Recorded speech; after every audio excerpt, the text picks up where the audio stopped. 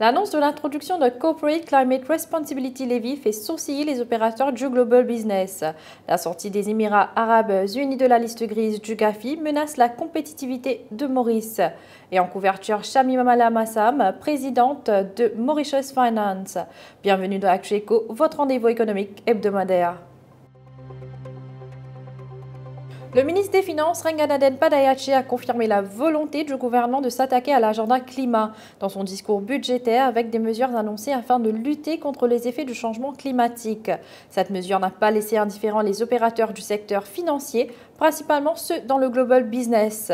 En effet, le prélèvement de 2% sur les bénéfices des entreprises brasant un chiffre d'affaires de plus de 50 millions de roupies, qui servira à soutenir les initiatives nationales pour protéger ou encore restaurer l'écosystème naturel du pays, en proie aux effets du réchauffement climatique, fait craindre les opérateurs. Ces derniers souhaitent plus d'éclaircissements sur la manière dont cette mesure sera mise en œuvre dans la pratique. Depuis leurs inscriptions sur la liste grise du GAFI en mars 2022, les Émirats arabes unis se sont activement engagés avec toutes les parties prenantes pour mettre en œuvre efficacement les recommandations du GAFI. Désormais, ils peuvent se targuer de présenter un cadre réglementaire financier solide en matière de lutte contre le blanchissement d'argent et le financement du terrorisme.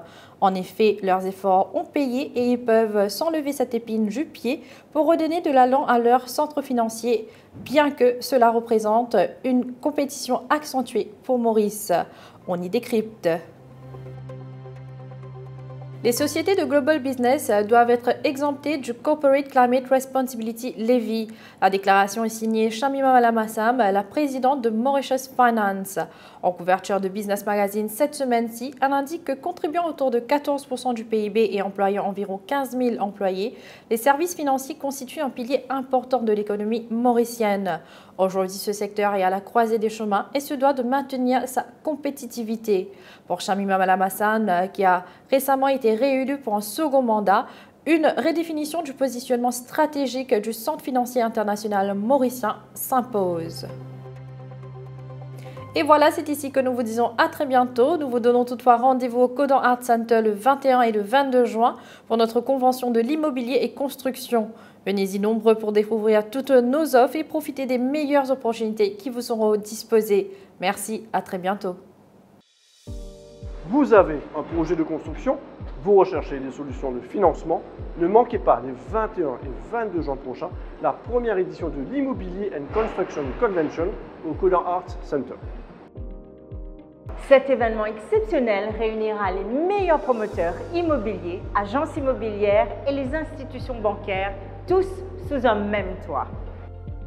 Venez les rencontrer et recevez des conseils personnalisés pour réaliser vos projets. Écoutez bien, voici ceux qui seront là.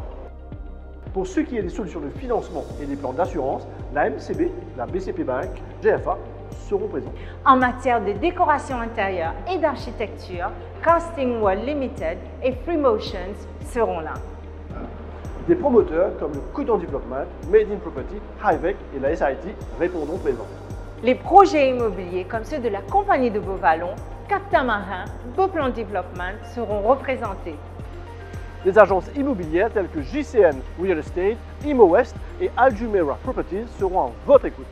Et enfin, vous rencontrerez des prestataires de services tels que Alpha Group, l'Express Property et la Sentinelle. Que vous ayez un projet de construction ou que vous soyez tout simplement curieux, ces professionnels seront ravis de vous rencontrer. L'Immobilier et Construction Convention organisée par Business Magazine se tiendra les 21 et 22 juin au Codan Art Center. On vous attend.